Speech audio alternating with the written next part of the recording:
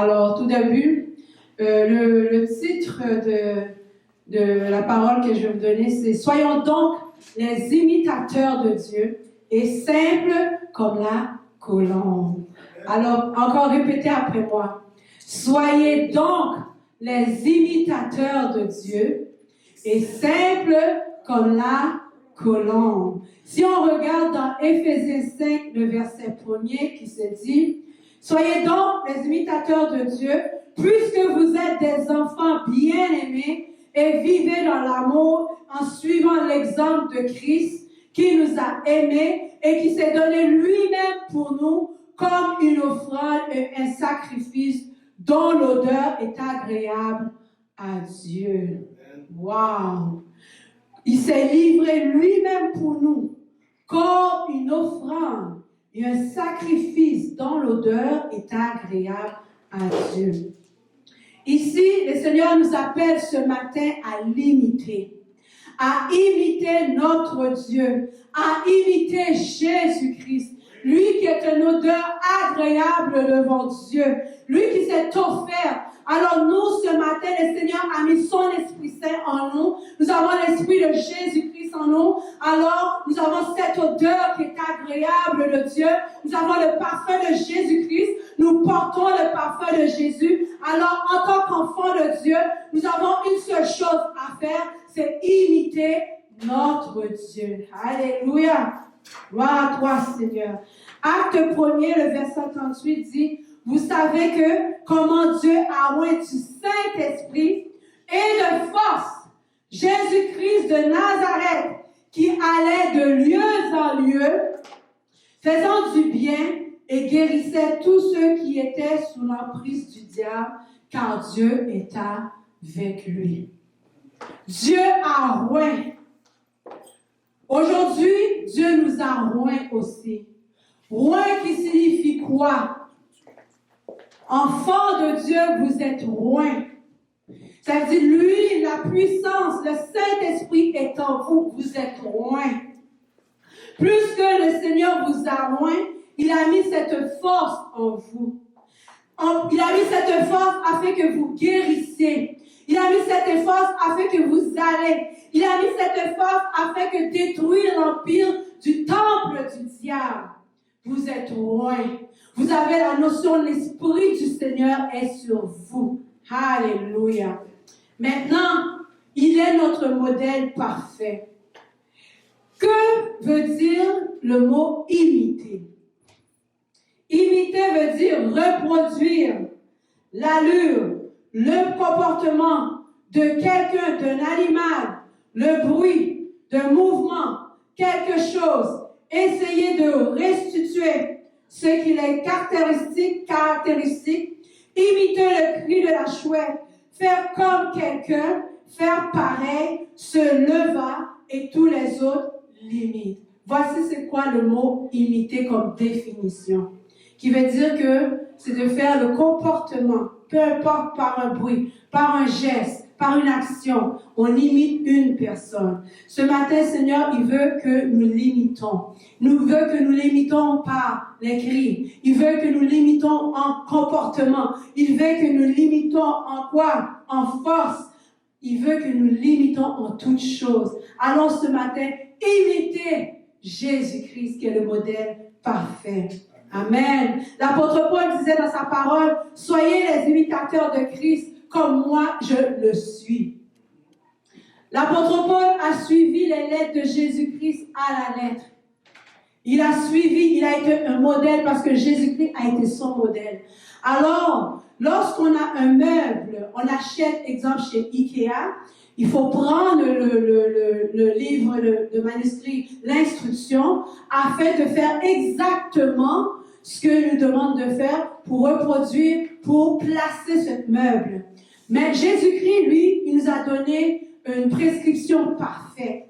Et cette prescription se trouve où? Dans la parole de Dieu. Alors, si nous voulons imiter Jésus-Christ, alors nous devons plonger nos regards où? Dans la parole de Dieu, afin de bien comment? De l'imiter. Alléluia.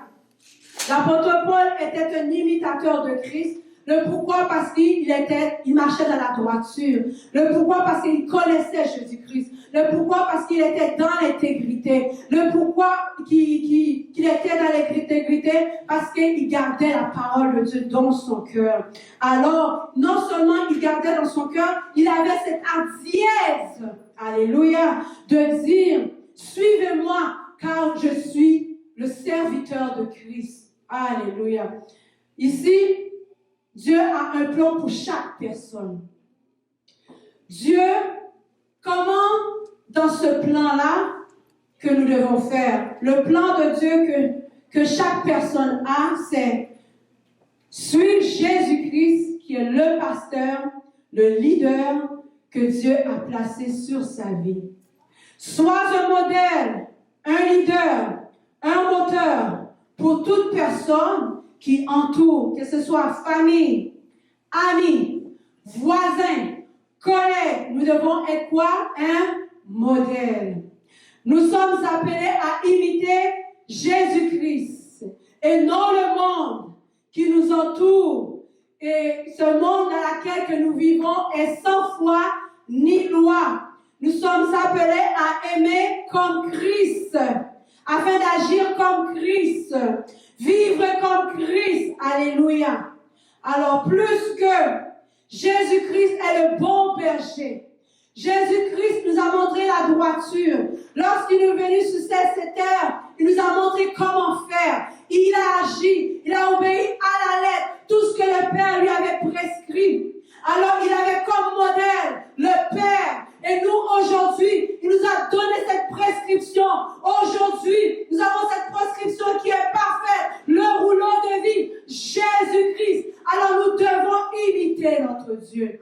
Nous ne devons pas imiter le monde. Nous ne devons pas imiter quelqu'un d'autre. Mais imitons le bon modèle parfait qui est Jésus-Christ. Alléluia. Pour suivre Jésus, pour imiter Jésus, il y a une condition. Il y a des choses qu'il faut faire. Et la chose qu'il faut faire d'abord, il faut connaître quoi? Son héritage. On ne peut pas imiter Jésus sans connaître son héritage. On ne peut pas imiter Jésus sans connaître qu'est-ce qui est écrit dans le rouleau de vie qui est pour toi et pour moi. On ne peut pas imiter Jésus sans connaître notre héritage. Qu'est-ce que dit la parole? Alléluia. Dans Éphésiens 1, le verset 16 et 19 dit, « Je ne cesse de rendre grâce pour vous, saints, faisant mention de vous dans mes prières, afin que le Dieu de notre Seigneur Jésus-Christ, le Père de gloire, vous donne un esprit de sagesse, de révélation, dans sa connaissance. » Le verset 18, « Et qu'il illumine les yeux de votre cœur, pour que vous sachiez quelle est l'espérance qui s'attache à son appel, quelle est la richesse de la gloire de son héritage qu'il réserve aux saints. » Le verset 19, « Et quelle est envers nous qui croyons l'infinie grandeur de sa puissance, manifestant avec efficacité par la vertu de sa force. » Ici, dans le verset 17, ça dit que le Dieu de notre Seigneur de gloire nous a donné un esprit de sagesse et de révélation. La sagesse-là, la parole de Dieu est la sagesse. La parole de Dieu est la révélation parfaite et finale. Si vous voulez une révélation, elle vient de la parole de Dieu. Il n'y a aucune autre révélation sans Jésus-Christ. Jésus est la révélation finale. Alléluia. Alors il dit comme ça qu'il veut que vous soyez enrichis de cette connaissance, que vous marchez dans cette richesse de la gloire, l'héritage qu'il a réservé. Le Seigneur a réservé son héritage pour vous. Il a donné son héritage à ses enfants. Il a donné son héritage à l'Église. Il a donné son héritage. Vous êtes saints. Vous êtes saints. Parce qu'il a dit la parole que vous entendez vous rend pur. Vous êtes sanctifiés. Alors, rentrez dans cet héritage. Prenez cet héritage. Prenez la parole. Prenez le rouleau de vie. Dégustez. Savourez. Alléluia. Méditez. Ce rouleau de vie, il est votre héritage. Afin de quoi? afin de manifester avec efficacité la vertu de sa force. Car nous savons la force de Jésus-Christ se trouve uniquement dans la parole de Dieu. Alléluia.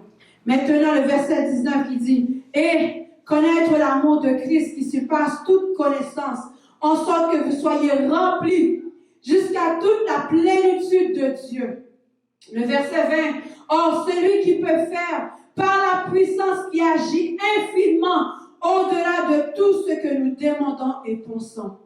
Lui soit la gloire dans l'Église, en Jésus-Christ, dans toutes les générations, au siècle des siècles. » Alors, lui qui peut faire toutes choses, qui peut faire toutes choses? Jésus. Mais Jésus est quoi? Il est la parole. Alors la parole peut bouger. La parole de Jésus-Christ court avec vitesse. La parole de Jésus-Christ bouge. La parole de Jésus-Christ est en action.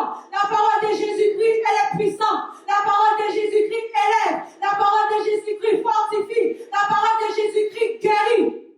Oh, la parole de Jésus-Christ.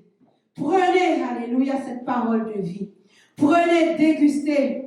Ne vous laissez pas la parole de côté.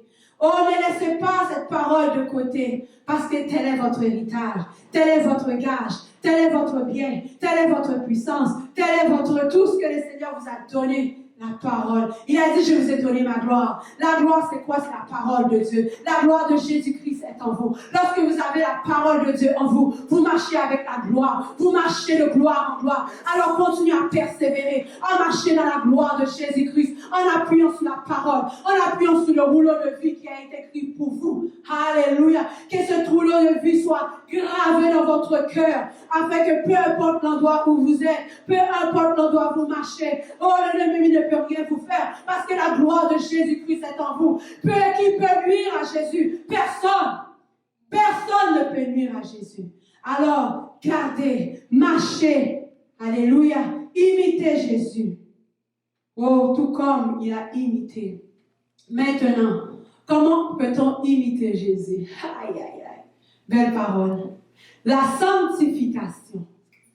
On ne peut pas imiter Jésus-Christ sans la sanctification. Dans Josué 5, le verset 3, je crois. Non, Josué 3, verset 5, qui se dit, Josué dit au peuple, sanctifiez-vous, car demain l'Éternel fera de prodiges au milieu de vous. Sanctifie-toi si tu veux recevoir les bénédictions de Dieu. Sanctifie-toi parce que la sanctification convient à la maison de Dieu. Plus que vous êtes le temple de Dieu, le Seigneur dit, je suis saint, vous devez être saints, car la sanctification est lui et son image. Il n'y a rien qui peut se faire sans la sanctification. Josué 3, verset 5. Alléluia. Et encore, Jean 17, verset 19 dit, « Et je me sanctifie moi-même pour eux, afin qu'eux aussi soient sanctifiés par comment? Par la vérité. » Tu ne peux pas te sanctifier sans la parole. Parce que, encore une fois, la parole que vous entendez vous rend pur. Alors, lorsqu'on entend la parole, non seulement l'entendre, mais il faut l'appliquer afin que cette parole vienne déloger, vienne nettoyer, vienne purifier, vienne enlever, alléluia, tous les déchets, car c'est la parole même qui nettoie. On ne peut pas nettoyer par nous-mêmes, mais Christ, lui-même, il fait l'œuvre.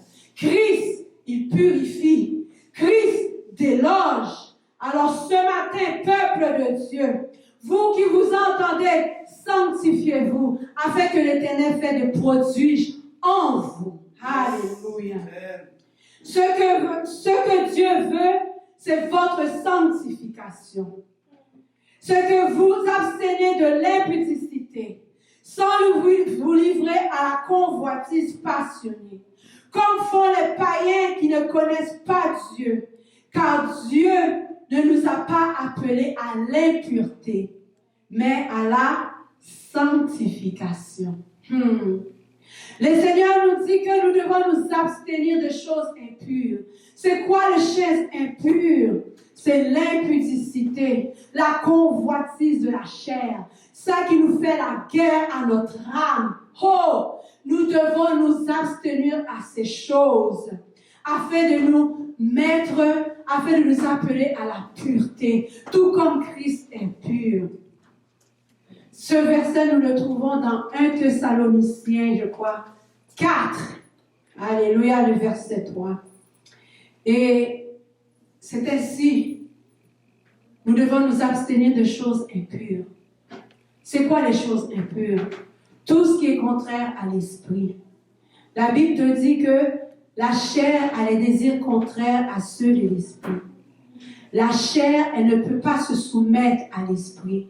Alors, qu'est-ce que nous devons faire? Nous devons la crucifier pour imiter Jésus-Christ. Jésus, lui, il était attaché aux paroles de Dieu. Alors, c'est pour cela, nous, ce matin, le Seigneur nous exhorte, le Seigneur m'exhorte à attacher à la parole de Dieu. Gloire à toi.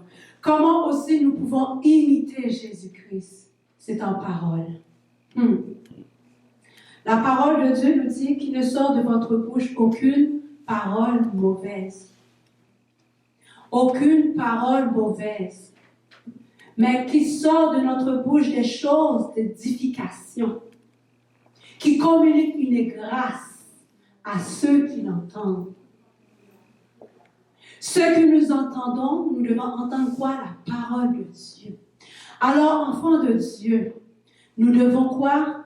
Nous devons imiter Jésus en parole. Dans 2 Corinthiens 13, verset 8, nous dit, car nous n'avons pas de puissance contre la vérité. Nous n'avons que pourquoi? Pour la vérité. Nous n'avons pas de puissance contre la vérité. Il n'y a aucune puissance dans ce monde contre la vérité.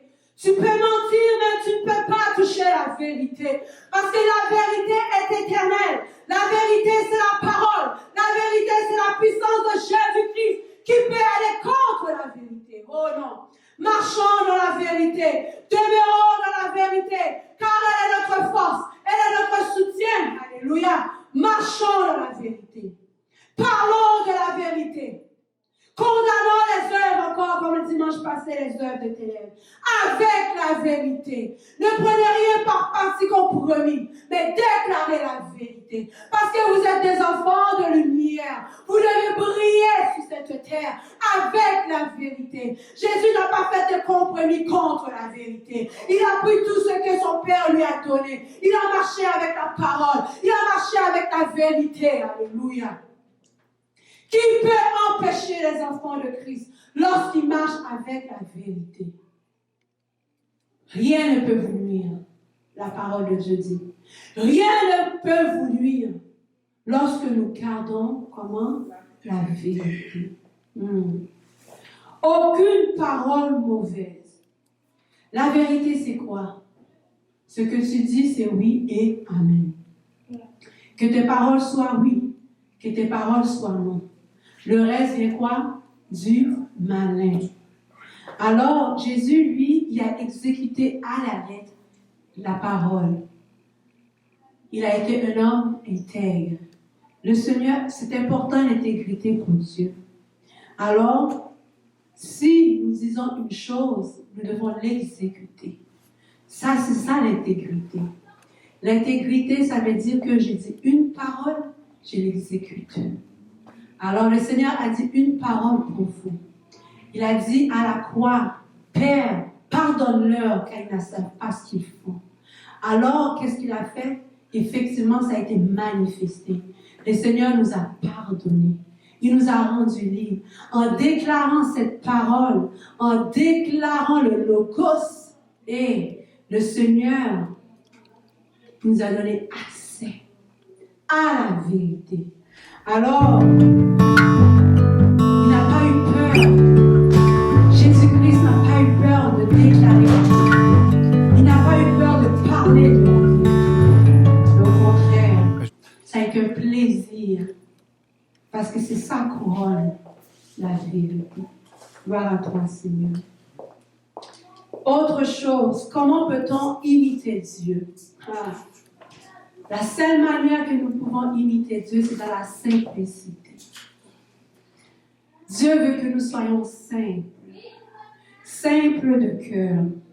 Simplicitas. C'est la propriété, la condition ou la qualité d'un être simple, naturel et non combiné. Les choses simples sont par définition souvent les plus faciles à expliquer et à comprendre que les choses compliquées. La complexité était l'opposé de la simplicité. On répète encore. La complexité est quoi? Est opposée à la simplicité. Dieu nous a donné une parole qui est tellement simple. La parole de Dieu n'est pas compliquée. C'est nous qui la rendons compliquée. L'homme qui rend compliquée la parole de Dieu. Et elle est tellement simple. Elle est facile à expliquer. Elle est facile à comprendre la parole de Dieu. Ecclésiaste, Salomon disait dans le livre d'Ecclésiaste, le verset 29, j'ai pris la version française, j'aime mieux, qui explique mieux par rapport à la simplicité, qui dit « L'homme sage a beaucoup réfléchi sur sa valeur. » Excusez-moi. « Voici la seule chose que j'ai commise. Dieu a fait les êtres humains simples et droits, mais ceux-ci ont tout compliqué. » Ecclésiaste 7, le verset 29. Dieu a fait les êtres humains simples. Dieu nous a simplifiés. Il nous a pas fait d'être compliqués. Ils sont simples devant Dieu. Pourquoi nous compliquons la vie? Pourquoi? Non. Le Seigneur veut que nous soyons simples. Comment que nous pouvons être simples? Quand on regarde dans le jardin d'Éden, quand Dieu avait créé la terre, tout était parfait, tout était simple. Avant que l'ennemi vienne séduire Adam et Ève, tout était parfait. Mais lorsque l'ennemi est venu mettre la confusion dans Adam et Ève, il y a eu, c'est là maintenant, la complexité est rentrée. Tout était compliqué. Tout était compliqué dans la pensée de l'homme. Tout était compliqué dans la conduite de l'homme. Tout est compliqué dans la manière dont les hommes fonctionnaient. Mais au départ, dans le jardin d'Éden, tout était simple. Alors, c'est pourquoi que quand l'ennemi vient pour te séduire, pour enlever ce que le Seigneur veut que tu fonctionnes, il veut dans laquelle que tu dois fonctionner, il veut absolument que les choses dont tu entends, la parole de Dieu que tu entends, soient compliquées. Parce que lorsque les choses sont compliquées, on ne peut pas comprendre, on ne peut pas agir, on ne peut pas fonctionner, on ne peut pas rien faire parce que c'est compliqué. Lorsque quelque chose est compliqué, qu'est-ce qu'on fait? On met ça de côté, dit, ah, c'est trop compliqué, laisse faire, j'abandonne. Mais aujourd'hui, il y a tellement de choses. L'homme vient compliquer la parole de Dieu. L'homme vient compliquer la parole de Dieu par la tradition des hommes. L'homme vient compliquer la parole de Dieu pour empêcher de marcher selon la voie que Dieu nous donne à faire. L'homme vient compliquer par la religion. L'homme vient compliquer la parole de Dieu. Les leaders, les bishops, tout ce qu'on peut nommer. Les théologiens viennent compliquer la parole de Dieu qui est tellement simple. Pourquoi compliquer la parole de Dieu? Le pourquoi, c'est dans le but de nous détourner. Dans le but de nous détourner de la face de Dieu, de la face de Jésus-Christ, de nous enlever cette parole de vie que Dieu veut nous donner. Alors, la parole, vous savez que la parole de Dieu est rafraîchissante. Et quand quelque chose qui rafraîchit, ça fait du bien. Quand l'affaire nous rafraîchit, nous fait du bien, on a un bon bien-être à l'intérieur. Lorsque vous prenez le temps, vous savourez la parole, vous avez un bien-être. Vous êtes léger, légère. Oh, comment ça fait du bien. Alors, voici l'attitude que nous devons avoir. Nous devons mettre tout ce qui est compliqué de côté. Les hommes veulent compliquer les choses. Les hommes veulent à ce que nous marchions dans des choses vaines. Ils veulent nous éloigner de Dieu en nous amenant des choses que même eux-mêmes ne peuvent pas respecter. Tout comme les pharisiens. Les pharisiens prescrivaient, disaient que nous devons suivre. Et pourtant, Jésus a dit aux pharisiens, aux docteurs de la loi, ils ne sont même pas capables de respecter. Vous dites de faire telle chose et vous-même, vous ne le faites pas. Parce que ceux qui sont religieux viennent compliquer la parole de Dieu. Alors, le Seigneur nous appelle à ne pas être religieux, mais de prendre les choses simples, telles qu'il nous l'a laissées. Quand on regarde aussi dans la parole de Dieu à travers le docteur de la loi, Nicodème, pourtant, il est un homme instruit. Pourtant, il connaissait la loi. Mais lorsque Jésus lui a parlé, tout était compliqué pour lui. Pourquoi? Pour que la simplicité doit se faire en nous, c'est que tout d'abord, quelle est l'attitude de notre cœur? Est-ce que notre cœur est ouvert ou elle est fermée? Comment est mes pensées? Est-ce que mes pensées sont obscurcies? Est-ce que mes pensées sont à l'écart? Est-ce que mes pensées sont éloignées? Est-ce que je comprends? Mais pourtant, Nicodème était ce docteur de la loi. Il n'avait pas compris la naissance. Quelque chose qui est très simple, la naissance. Mais lui, il n'avait pas compris cela. Pourquoi il n'avait pas compris cela? Parce qu'il avait pris la parole trop compliquée. Il avait pris des traditions. Il fonctionnait dans les traditions d'hommes, plutôt dans la tradition de Dieu, fonction de Christ. Alors pour nous, qui est revêtus, pour nous, que le Seigneur a mis son manteau de vie, pour nous qui marchons avec la parole de Dieu, ne prenez pas la parole pour compliquer. La parole, c'est oui et amen. Je le prends. Je ne comprends pas, Seigneur, mais que ta volonté soit faite. Seigneur, je ne comprends pas, mais je sais que tu vas me donner la révélation. Parce que je suis un enfant de Dieu. Dieu parle à ses enfants. Lorsque Dieu parle à ses enfants, il veut que ses enfants comprennent. Il veut que ses enfants écoutent. Moi, si mes enfants ne comprennent pas, je dois le répéter. Combien de fois le Seigneur nous répète les mêmes choses? Parce qu'il veut que nous comprenions. Alors, marchons dans la simplicité de Dieu. Afin de faire quoi? Afin de marcher dans les miracles. Afin de marcher dans cette nouvelle naissance.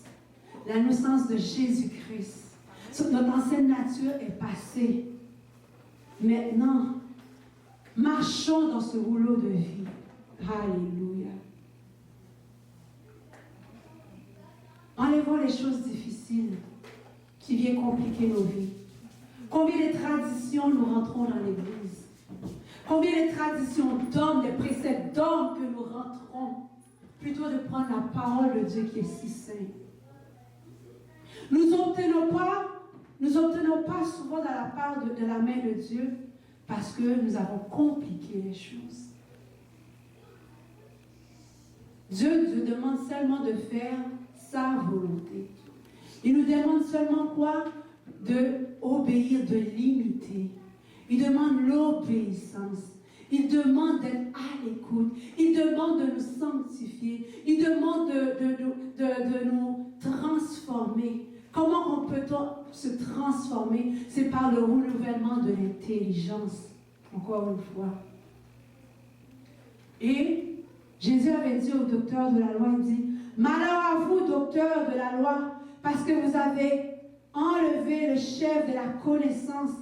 Vous n'êtes pas entré vous-même, et vous avez empêché d'entrer sur lui. Dans Luc 11, verset 5. Malheur à vous, docteur de la loi. Ce matin, malheur à vous, vous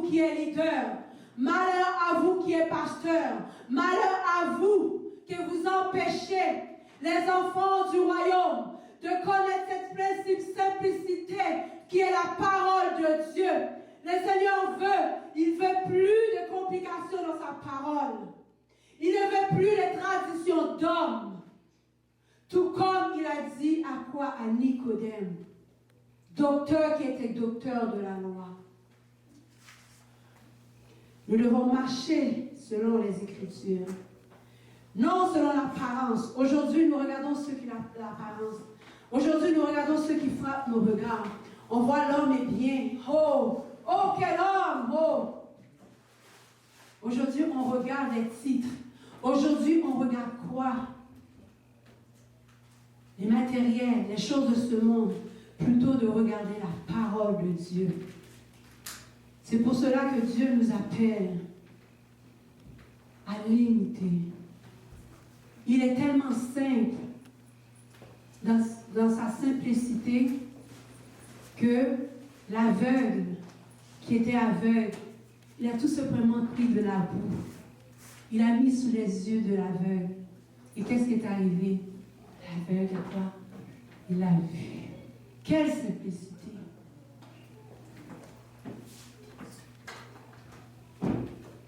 La femme pécheresse, quelle simplicité! Elle a tout simplement touché le bord de la robe de vêtements de Jésus-Christ. Aujourd'hui, les docteurs, les théologiens, ils viennent compliquer notre foi. Mais l'apôtre Paul a dit quoi? Il a dit de mettre en garde ces gens-là. Parce que de la même manière que le diable est venu séduire Ève, mais c'est de la même manière aujourd'hui. Beaucoup de hommes, les hommes de Dieu qui viennent séduire pour nous éloigner d'un modèle qui est Christ. Pour prendre un autre modèle qui est l'ennemi. Alors prenez garde. Ne marchez non pas selon la vue, mais selon les fruits de l'esprit. La Bible dit que nous les reconnaîtrons par leurs fruits. Et c'est à cela que le Seigneur nous a appelés. Et c'est pour ça que nous devons être simples. Simples en toutes choses. Simples dans la simplicité. La Bible, lorsqu'on prend la parole, elle vient nous émerveiller. Elle vient quoi? Elle vient nous guérir. Elle vient quoi? Elle vient nous transformer. Elle vient quoi? Oh, alléluia. Elle nous transporte de paix. Alléluia. Qu'est-ce qu'elle fait la parole lorsqu'elle est prise avec simplicité? Elle fait son action. L'Esprit du Seigneur qui était sur Jésus a tressailli de joie. Parce que la parole est tellement simple.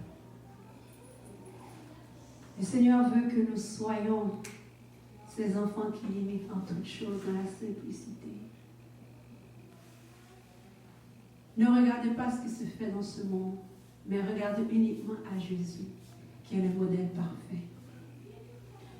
Moi, je peux faillir, mais Jésus, la parole de Dieu n'a jamais failli. La parole de Jésus est éternelle. Il est le roc solide. Il est la pierre angulaire. Alléluia. C'est ce que le Seigneur veut pour chacun de nous ce matin. Dans Luc 10, il dit, en ce moment, Jésus même tressaillit de joie par le Saint-Esprit et il dit, je te loue, Père, Seigneur du ciel et de la terre, de ce que tu as caché ces choses aux sages et aux intelligences, et de ce que tu as révélé aux enfants de Dieu. Alléluia. Oui, Père, je te loue de ce que tu as voulu ainsi.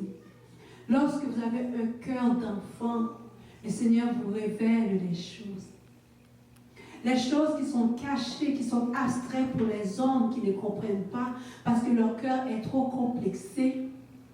Mais vous qui avez un cœur d'enfant, les choses deviennent simples. Et non seulement les choses deviennent simples, vous allez voir quoi? Vous allez pouvoir glorifier votre Dieu. Vous allez être tressaillis de joie. Vous allez avoir cette allégresse en vous. Le pourquoi? Parce que ces choses est cachées uniquement aux enfants qui ont un cœur pur, un cœur qui se laisse à Dieu, un cœur qui se laisse façonner par Dieu, un cœur qui se laisse transporter par Dieu. Dieu veut que notre cœur soit sain, doux et léger. Marchons dans cette simplicité. Parce que lorsque nous sommes dans cette simplicité, les choses, Dieu nous révèle les choses cachées. On devient des enfants intelligents. Nous sommes des enfants du royaume. Les enfants de ce sexe sont plus intelligents que les enfants du royaume. Non, cela ne doit pas être eux. Mais nous sommes des enfants du royaume. Le Seigneur nous a donné son intelligence. Il a dit, je vous ai mis les pensées de Christ. Nous avons les pensées de Christ en nous. Nous avons les pensées de l'éternité. Nous avons les pensées du royaume. Nous avons Jésus-Christ. Alléluia. C'est pour cela qu'il nous a donné son intelligence. Nous avons l'intelligence du Père.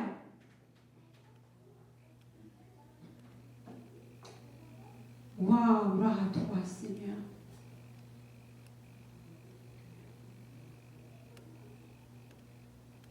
Plus que nous sommes des enfants intelligents et disciplinés, nous devons imiter notre Christ. Si nous voulons accéder à une réelle connaissance de la parole de Dieu qui est indispensable, qui veut nous renouveler, le Seigneur nous dit que nous devons renouveler notre intelligence. Nous devons renouveler notre intelligence par le renouvellement de l'intelligence.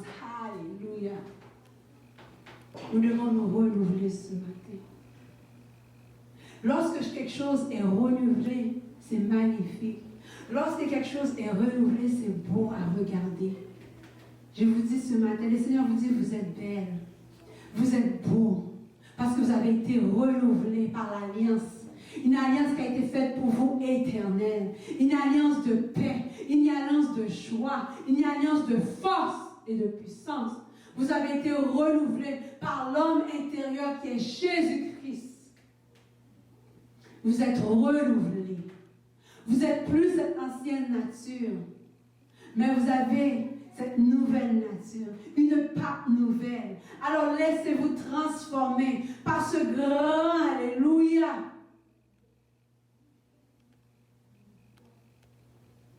Ce grand Jésus-Christ. Nous sommes l'argile. Lui, il est le potier. Il est le potier. Laissez-nous façonner par ce grand potier qui est Jésus-Christ. Lorsqu'un potier est en train de faire une vase, il enlève les bulles, il enlève les scories, il enlève les déchets, tout ce qui est surplus. Il enlève afin que cette vase soit belle, propre, parfaite, utilisable. Mais c'est ce que le Seigneur fait en vous. Il a envoyé sa parole afin que vous soyez guéris. Il a envoyé Jésus-Christ afin que vous soyez renouvelés. Il a envoyé Jésus-Christ afin que vous marchiez dans votre héritage, dans le rouleau de vie. Alléluia. Saisissons, marchons, imitons dans la simplicité. Alléluia. La parole, l'apôtre Paul nous dit dans Éphésiens 4, verset 23, de nous renouveler, c'est-à-dire rendre capable de discerner et de comprendre spirituellement les choses de Dieu. Lorsque nous sommes renouvelés, c'est facile à discerner ce que Dieu veut pour nous dans notre vie. Lorsque nous sommes renouvelés par la parole, nous nous laissons façonner, c'est facile de comprendre et d'entendre la voix de Dieu. Lorsque nous sommes renouvelés, notre intelligence se renouvelle. C'est facile de dire, oh Seigneur, tu m'as parlé, que ta parole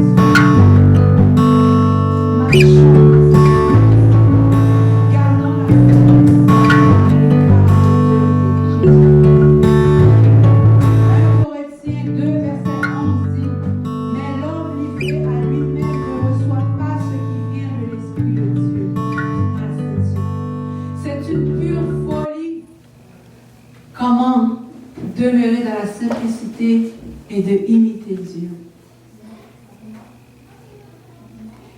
Quand on regarde dans Jean 13, verset 12 à 15, qui dit, après qu'il leur ait lavé les pieds et qu'il ait pris ses vêtements, il se mit à table et dit, comprenez-vous ce que je vous ai fait? Vous m'appelez maître et seigneur, et vous dites bien, car je le suis. Si donc je vous ai lavé les pieds, moi le Seigneur et le maître, vous devez aussi vous laver les uns envers les autres. Voici l'acte de l'amour que le Seigneur a témoigné. Pour imiter Jésus avec l'amour, nous ne pouvons pas imiter Jésus sans l'amour. Le Seigneur nous appelle à imiter son amour, parce qu'il est l'expression de l'amour. Le Seigneur, quand nous avons chanté, marcher, walk in love, marcher dans l'amour. Pour imiter Jésus, ça prend l'amour. Pour imiter Jésus, il faut pardonner. Le Seigneur nous a pardonné à la croix. Père, pardonne-leur, car ils ne savent pas ce qu'ils font. Le Seigneur veut que ce matin, que nous comprenions que dans 1 Corinthiens 1, le Corinthiens 11, verset 1er, qui dit « Soyez mes imitateurs, comme moi je le suis moi-même, le Christ », dit l'apôtre Paul. Soyez les imitateurs, enfants de Dieu. Soyez les imitateurs. Angeline, sois une imitatrice de Jésus-Christ. Pasteur Jacqueline, sois un imitateur de Jésus-Christ. Soyons des imitateurs de Jésus-Christ avec simplicité. Laissons les choses compliquées de côté. Mais prenons les choses simples. La parole, avec laquelle vous ferez des exploits. Car la parole de Dieu dit, sans moi, vous ne pouvez rien faire. Alors c'est ainsi que je vous dis, nous devons imiter qui? Jésus-Christ. Avec comment? Simplicité de cœur. Non de manière traditionnelle, non de manière religieuse. Surtout en comportement, en parole, en action, avec nous. Ceci que le Seigneur bénisse.